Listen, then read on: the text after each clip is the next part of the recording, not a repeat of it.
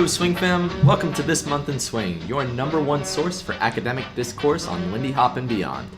I'm your host, Nick Cruickshank of West Philly Swingers at the University of Pennsylvania. In today's episode, Alive and Kicking and Screaming, we'll be evaluating whose voices we hear and don't hear in the modern-day Lindy Hop scene, as well as the politics of representation, inclusion, and appropriation that our scene now faces head-on. Spoiler alert, these aren't easy topics with easy answers, but we'll be doing our best. Hop on the A train as we take a ride into these topics.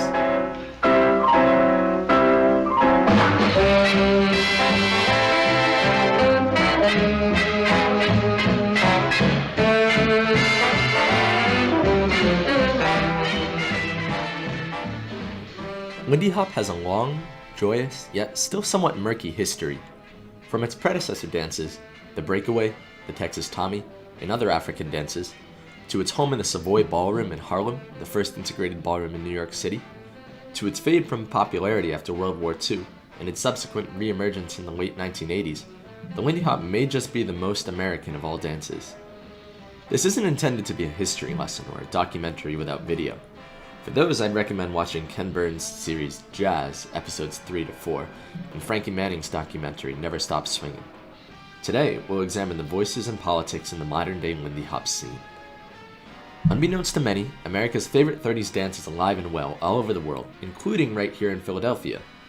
Each week, more than 60 dancers of all ages gather in an unsuspecting townhouse-turned-studio at 1524 Cambridge Street for Jazz Attack, the largest weekly swing dance in the area. And once a month, crowds sometimes surpassing 150 people flood to the University of Pennsylvania's Houston Hall to swing out to live jazz bands at Philly Fish Fry. That said, the dance and dancers look quite a bit different than they did in the 1930s. The Lindy Hop is an African-American dance. Today's Lindy Hop community, however, is 80% white. This can cause some tension within the scene. Questions of origins, audience, and appropriation arise regularly, gaining more traction within the past 3 years. It seems that we've reached a pivotal moment in Lindy Hop history. During the Lindy Hop revival in the late 1980s and the ensuing Lindy craze of the 1990s and 2000s, many of the original African-American dancers, then in their 70s, came out of retirement and taught and danced well into their 80s and 90s. However, many of these original idols have passed away, leaving the now much more progressive scene with fewer African-American idols and plenty of unanswered questions. I'll be calling on local scene leaders, instructors, dancers, DJs, and musicians in a search for elusive answers.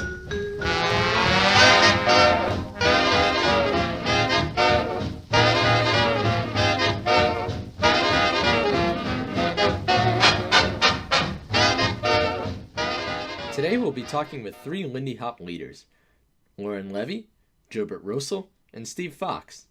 Care to introduce yourself, guys? My name is Lauren Levey. I go by she, her pronouns. I am 28 years old and I am Caucasian. I am an organizer here in the Philly swing dance scene. I'm the Safer Spaces coordinator for our weekly Lindy Hop dance, which is called Jazz Attack. And I am also a DJ. I am also an instructor both for the city scene as well as University of Pennsylvania's West Philly Swingers. Hey guys, my name is Joebert Rosal. I'm from San Diego, California. Identify as half Filipino-American and half Hispanic, and I'm a graduating senior at the University of Pennsylvania and a member of West Philly Swingers Dance Troupe. Primarily, I started off as a dancer through West Philly Swingers. I got roped in as an organizer for Philly Fish Fry, which is our local swing dance here at the University of Pennsylvania, for 2.5 years. I've DJ'd a couple times for events, and I've also competed in collegiate and local dance competitions. So my name is Stephen Fox. I generally go by Steve. I'm lifelong musician. I mostly dance for fun. I've started to teach a bit more. I've traveled around to a couple of workshops and stuff. I've competed a bit. Lindy Focus last year was when I started competing. I think I might have been right there with you for that competition, Steve. So let's hop straight into it. My first question for you guys is, who do you guys think have the loudest voices in the Lindy Hop scene? Who are some of the most recognizable people? So, big dancers, big influences, big instructors, internationally well-renowned. The top names come to mind, of course, Sky Humphreys, Frida Segerdahl, Remy Kuame, Laura Glace, Peter Strom, and Naomi Uyama. Those are some of the big leaders of the international Lindy Hop scene. Rafal, Evita, Arces, Sky Humphreys, Frida. Remy, Latasha Barnes, Sky Humphreys, Frida, Naomi, Peter, Mikey. Mikey's actually one of my favorites. I think there are some unrecognized greats that are doing more on the local end of things. Mike Faltasek, like Valerie Solstrom. So, I've noticed that almost everyone responds to that question with some of the most recognizable modern Lindy Hop professionals, many of whom, including 8 of the 11 that you guys just mentioned, are white, and only one, Latasha Barnes, is African American, as opposed to many of the original Lindy Hop greats, the Frankie Mannings, the Norma Millers, and so on, who were almost entirely African American. My question for you guys is, do you think it's problematic to have this current demographic spread in positions of influence for a dance that was created by African Americans? My initial reaction is to say that it's not undeserved of why things are the current way that they are. I think that the way that Lindy Hop was brought back in, the 80s and 90s and recently is it's been a resurgence through a primarily white population, and as a result the people that got into it, that started dancing more, and who now have put in the most time and effort into the scene, into the community, just happen to be white. Is that the way it should be? I'm not necessarily sure. I think that the disparity between the roots and the people that dance it nowadays gives Lindy Hop kind of an identity crisis. I think that the reason that I have some discomfort towards it is just because I believe that the spirit of Lindy Hop is great and it's being continued on, but I think a lot of the history and the tradition it's very easy to let that fall by the wayside. And I think to that extent it may be problematic, because if you can't see it in the faces of the people that represent you, a lot of that stuff is very easy to forget. It's definitely a thing to be considered, because a lot of the people who, made the dance popular and did the legwork to make it what it is today are, getting really old, and they're starting to die off. So I think one of the problems is that we're running out of original Lindy Hoppers, right? They're all passing away. And so we don't have that amazing resource to learn from. And the best that we can do is learn from the people who learned from them. One of the things that I recognize about teachers that I really respect is that they are always acknowledging what they learned and from whom they learned it. So if you go to a class, with Sky and Frida, they'll talk about when they learned from Frankie and what they learned from Frankie. And I think passing that history down is really important. I don't think that it's necessarily bad that we have a lot of white instructors. Most of the people who I happen to learn from were all white people, and I happened to be the main black guy in the scene, which wasn't really a problem for me because they made me feel like I was welcome and people wanted me to be there, regardless. This demographic breakdown doesn't just apply to the pros. Steve's not kidding when he mentions that sometimes he's the only black guy in the local scene. With this in mind, some are quick to point out that the Lindy Hop community is at risk of cultural appropriation, defined as the following: the adoption of the elements of a minority culture by members of the dominant culture, distinguished from equal cultural exchange due to the presence of a colonial element and an imbalance of power, lack of respect or recognition for origins and history, and distorting or eliminating meaning. With this in mind, my question for you guys is, do you think that cultural appropriation is a relevant issue to the modern-day Lindy Hop scene? And if so, what are some things we can do to prevent it? Are local and national scenes doing enough? In response to your question, I think it does happen. I think that cultural appropriation does exist in the modern Lindy Hop scene. I think cultural appropriation is our dance, in some sense, in that we have this whole new generation of majority white people doing this African American created art form. So I think in that sense, it's really important for us to acknowledge that. I think we're doing a much better job now of acknowledging it. I don't think that means that we're there. Yeah, acknowledgement plays a really big role. Are they doing enough? In most scenes, no. I have been out in the ether and I've read articles that it's like a call for any non-black person to stop Lindy Hop dancing, and that's the only solution to this cultural appropriation problem. And I disagree. I mean, I feel like dancing is for everyone, and there are tons of friends that I've made through dancing and tons of great experiences I've had through dancing that I don't think that I would have otherwise. So what are some things that we as a local scene or as a national scene can do to combat this? Absolutely. I think learning the history of the dance is really important, but also watching the history of the dance, not just learning by oral history, but watching the old videos, learning appreciation for the other art forms that were sort of integrated into this dance as well. The Nicholas Brothers tap dancing, the chorus line, chorus girl things, getting those old vintage clips and respectfully learning the visual history of the dance as well is really important and possibly undervalued. The only place that I think I've really been to that did a really good job was in New York. In some particular scene, the hour before the actual dance started was all about the history of the dance. And this person had prepared a presentation of this research that they had done to become knowledgeable on the topic, and they'd explained here's how this dance evolved, and it came from this, and this person added these elements. These two types of entities kind of branched off, and one became this thing and the other became the other, and it was a really informative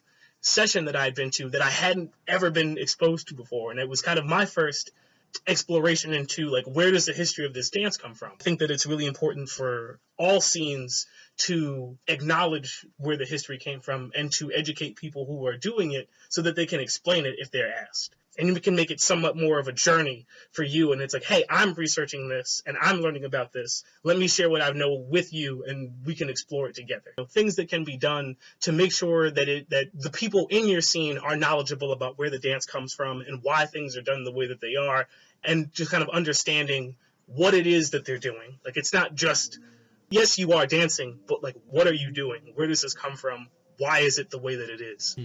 I think that one thing that Chelsea Reed did recently was to hold, it's like a history lesson, but I definitely think that in local scenes, educating people on the dance and the history of dance is super important. I think that just even mentioning it in people's first lesson is really good. And I think that the more you bring it up, the more it puts things into context. And I think that it's really cool to learn about the history of where your moves come from. Do you guys think there are other elements of appropriation other than just the historical factors that we should be aware of? From what I've heard about the Savoy ballrooms and what it was like dancing back in New York City, Lindy Hop was something that you could do if you had a couple of cents, and a lot of working class folk were able to dance frequently and get good. Nowadays, because of economic barriers, it tends to go disproportionately towards white folk, and that I think that's the kind of colonial element or the imbalance of power that I think of. A lot of events that I've seen recently have started introducing a sliding scale form of payment. It happens every so often, and I've seen a couple of weekend events that have different tiered passing. So what are some things that you think event and scene organizers should keep in mind?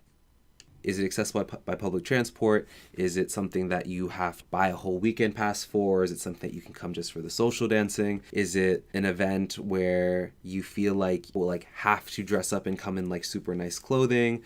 I think there are ways that we can relax those rules so that more people are able to dance.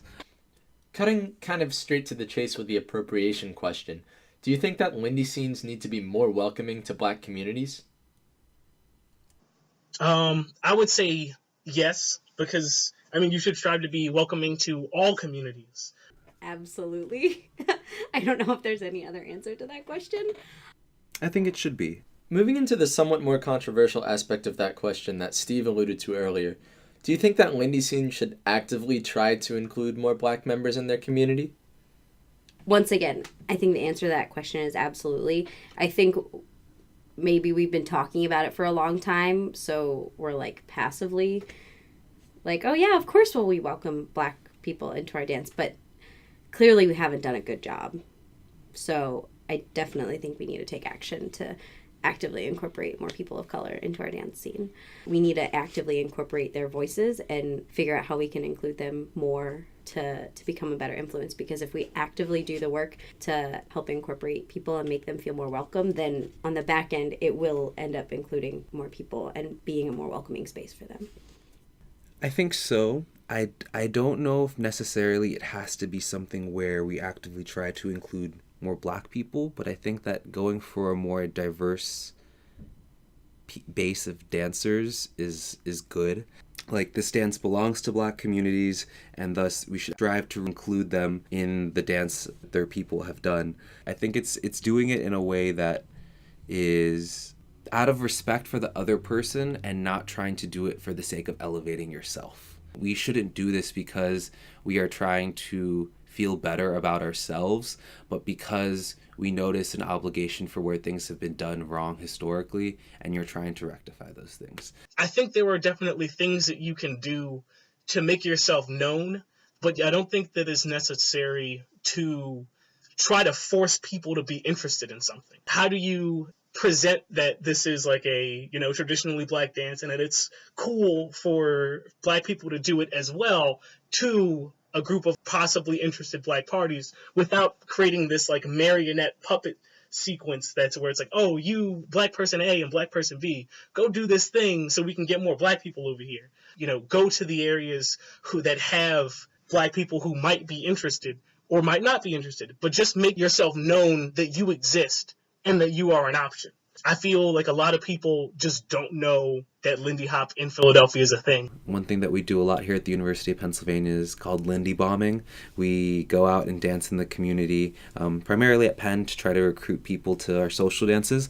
But I think if Jazz Attack or other dance organizations tried to do that in places where you might not normally see people Lindy hopping, I think it might be interesting to attract attention. I think the answer is you just have to tell them about it, and if they want to do it, they'll join in, and if they don't want to, they won't. So the answer of how do you get more Black people in the scene is the same answer to how do you get more people in your scene, is that you just have to expose yourself to a wider range of people. And to go along with the other questions, making sure that when those people show up, that they feel welcomed and that you want them to be there. And they're not just like, oh, cool, we got another Black guy, another Asian guy, like we're doing good. It's not good if it has no purpose. It has to be meaningful, and you have to want them to be there and make them feel like they're welcome to be there. Take an interest in why they're there. It made me feel like everyone was legitimately like happy to have me there as a new person in the scene. Like that kind of feeling is what I try to foster in any new person that comes in. So where do we go from here? What can we do as a local and as a national scene? We just brought on a cultural and outreach coordinator who is really interested in getting involved in local school programs and community programs to bring in a more diverse crowd. At a national level, I think it's very important that we acknowledge the history of where the certain aspects of the dance come from, and like what is cultural appropriation and what is not, and like, or rather, when are you appropriating the culture, and when have you stopped? Choosing to educate ourselves and educate the people that we teach, I think, is like the most important thing that anybody in any scene can do. No matter how much history that you can impart, every little bit matters. The honesty is in the small details, and honesty in small things is not a small thing. I think that when you're starting off, you don't recognize the history and the weight of what doing this dance means. And I think that a lot of times we tend to mask that by saying it is a fun dance that is meant to be very lighthearted, but the history isn't always as lighthearted.